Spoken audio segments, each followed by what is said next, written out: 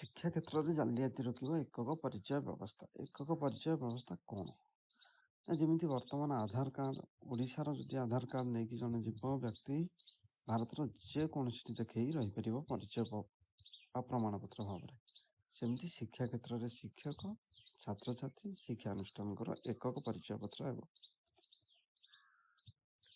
এই ଏକକ ପରିଚୟ ପତ୍ର ନେଇକି ଦେଖନ୍ତୁ, ଯାହାଫଳରେ ଛାତ୍ରଛାତ୍ରୀ ଅନ୍ୟ ରାଜ୍ୟ କିମ୍ବା ଯେକୌଣସି ଶିକ୍ଷାନୁଷ୍ଠାନକୁ ଗଲେ ସେମାନଙ୍କ ବିଭିନ୍ନ ସମସ୍ୟାର ସମ୍ମୁଖୀନ ହେବାକୁ ପଡ଼ିବ। ସେ ଏକକ ପ୍ରମାଣପତ୍ର ମାଧ୍ୟମରେ ଭାରତର ଯେକୌଣସିଟି ସେ ପାଠ ପଢ଼ିପାରିବେ ଏବଂ ସେଠୁ ସାର୍ଟିଫିକେଟ୍ ପ୍ରାପ୍ତ କରିକି ଅନ୍ୟ ଯେକୌଣସିଟି ବି ଚାକିରି କରିବାରେ ଅସୁବିଧା କିଛି ହେବ ନାହିଁ।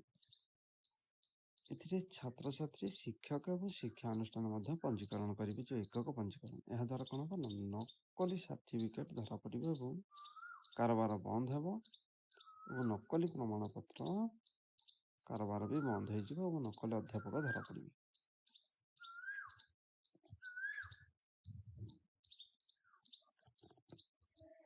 ଏହାଦ୍ୱାରା ଆଉ ଗୋଟେ ସୁବିଧା ହେଇପାରିବ, ଛାତ୍ରଛାତ୍ରୀ ଯଦି ବିଦ୍ୟାଳୟ ପରିବର୍ତ୍ତନ କରିବେ ତାହେଲେ ତାଙ୍କୁ ବାରମ୍ବାର ଫର୍ମ ଫିଲ୍ଅପ୍ କରିବାକୁ ମଧ୍ୟ ପଡ଼ିବ ନାହିଁ।